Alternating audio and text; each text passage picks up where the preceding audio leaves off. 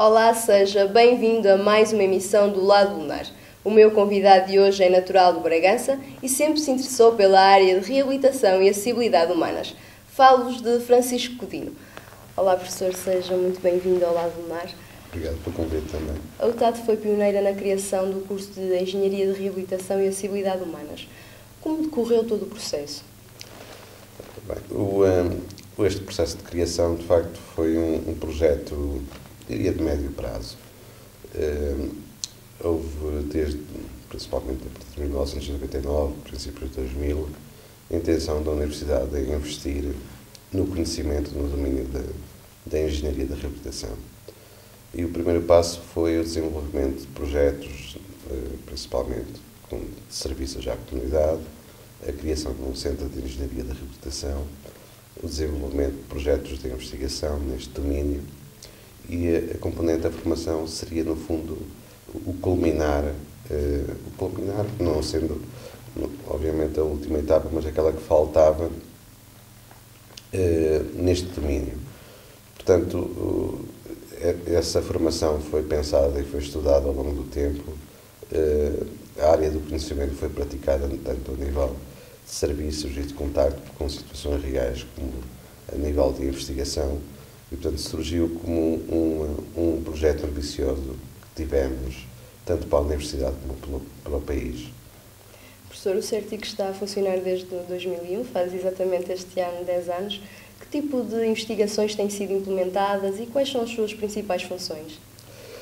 Bem, como eu disse, o centro, de facto, serviu no fundo de alavanca, digamos, do conhecimento nesta área e mesmo a nível de aquisição de equipamentos. Esse centro teve inicialmente como uma preocupação a parte da prestação de serviços à comunidade.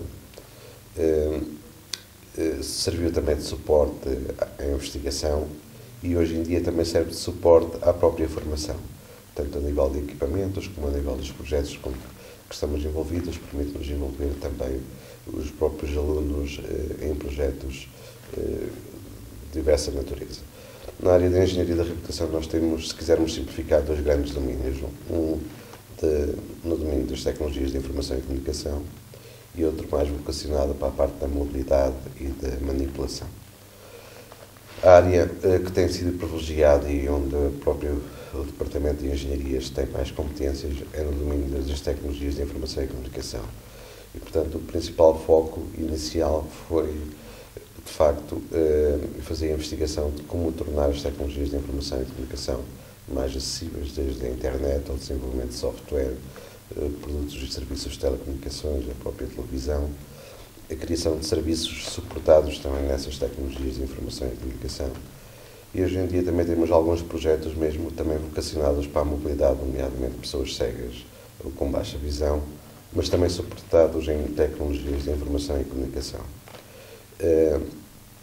Portanto, esse tem sido a área de investigação mais forte a nível do CERTIC.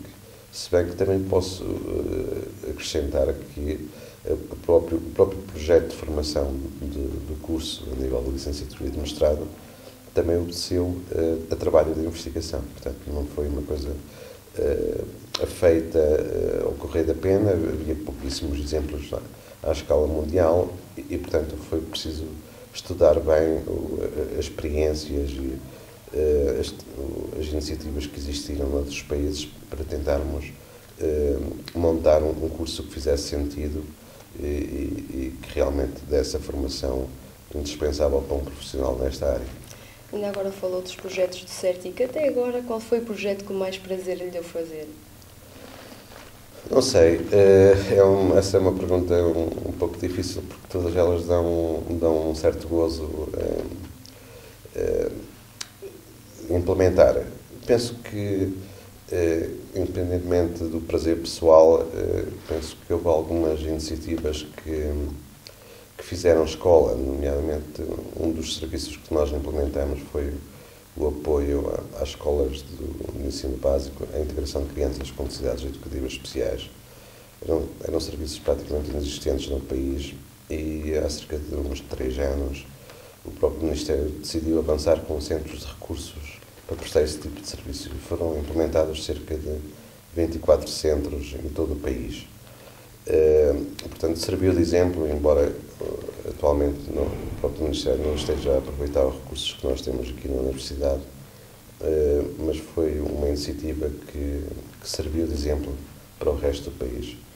Outra que poderia mencionar-se é foi o apoio nos hospitais, doentes acamados, a utilização, levar lá as tecnologias de informação e comunicação, não só para favorecer parte da comunicação a nível pessoal, a nível presencial, como à distância.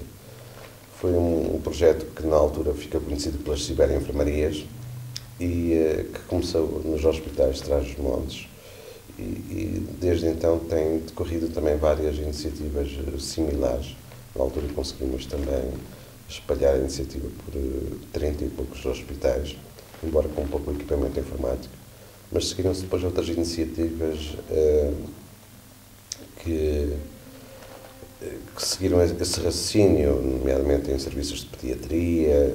Portanto, várias instituições têm estado envolvidas a doar equipamentos e a facultar o acesso à internet a doentes internados. Também foi outra iniciativa que fez a escola.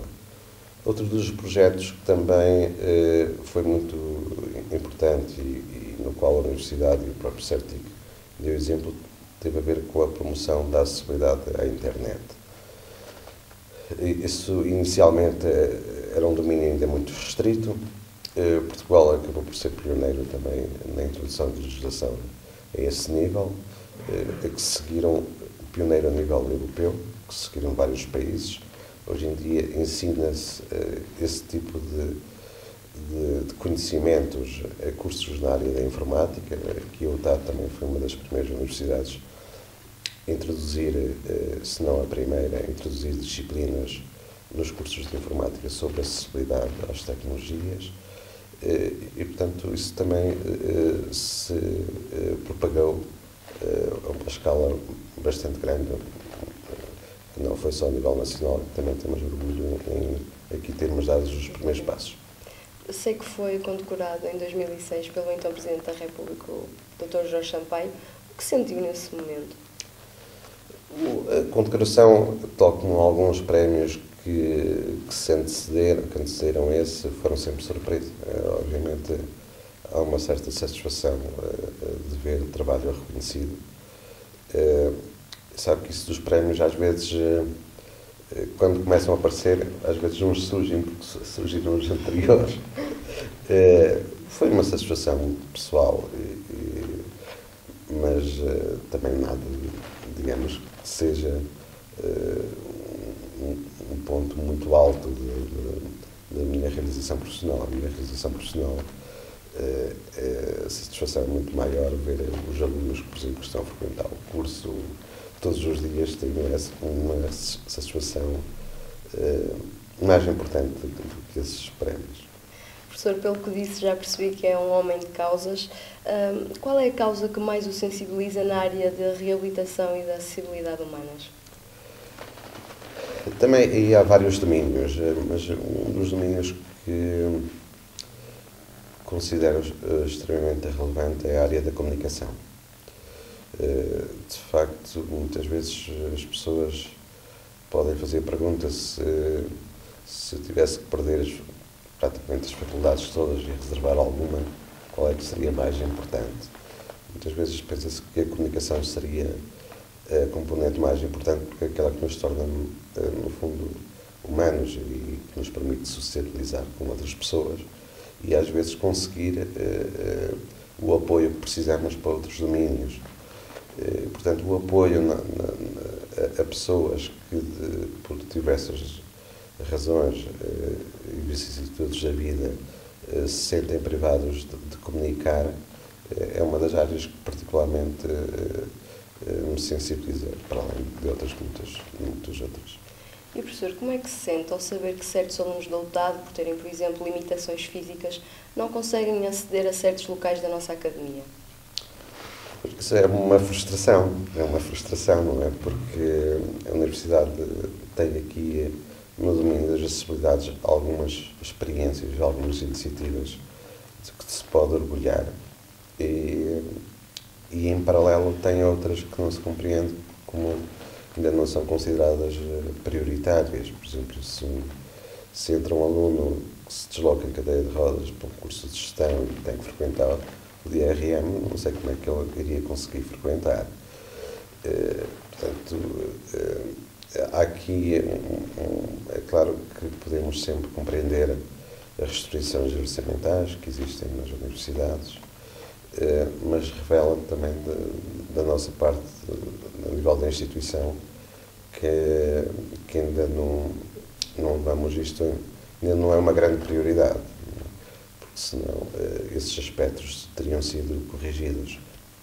Esses e outros, a nível das acessibilidades, tanto podemos estar a falar das acessibilidades físicas, como um serviço de intérprete a um aluno surdo que precisa de apoio a nível de língua gestual, ou alguém que precisa de assistência para algumas atividades da vida diária, como a alimentação, ou às vezes ir à casa de banho. E, portanto, as universidades e as instituições de ensino superior, incluindo a UTAD, ainda não estão suficientemente equipadas para responderem a essas necessidades que eu considero que são básicas. E, professor, foi por causa dessa frustração que surgiu o movimento de acessibilidade à rasca? Eu penso que, assim, isso também mexe um pouco com os alunos. Isso foi uma iniciativa dos alunos. Eles respiram um pouco isto quase todos os dias, e que é natural que olhem para a sua casa e que, no fundo, querem mostrar que não lhes é indiferente esses 60 e tal alunos que a universidade que frequentam não seja um exemplo neste domínio. Professor, acha que Portugal ainda tem um longo caminho a percorrer no que toca à acessibilidade, a apoios para pessoas portadoras de deficiência, por exemplo? Sim, o caminho é longo, não só pelo atraso que temos, e se quiséssemos referir em relação mesmo, por exemplo, à acessibilidade das universidades. Nos Estados Unidos, foi a partir de 74 que as universidades foram obrigadas a eliminar barreiras arquitetónicas. Há cerca de 40 anos. Nós ainda estamos no início, portanto já temos um grande atraso. E depois é preciso compreender que o problema da acessibilidade está sempre a surgir, nomeadamente com a introdução de novas tecnologias, de serviços que por vezes não são pensados a ser utilizados por todos. E portanto, é uma problemática que tem que estar sempre a ser reconquistada e não para. Portanto, o problema das acessibilidades físicas, que às vezes é o mais fácil de compreender e mais visível, esse, diria que dentro de, se calhar, 2 décadas, entraremos já num estado maduro a esse nível, mas a nível das tecnologias e dos serviços, aí vai ser uma batalha permanente. Professor, qual o seu lado lunar? O lado lunar, na perspectiva daquilo que penso que às vezes é mais sombrio, é às vezes a indiferença aos problemas e ao sofrimento das pessoas. Professor, muito obrigada pela sua presença no programa. Obrigado. Para a semana cá estarei com um novo convidado e novas histórias. Conto consigo. Até lá!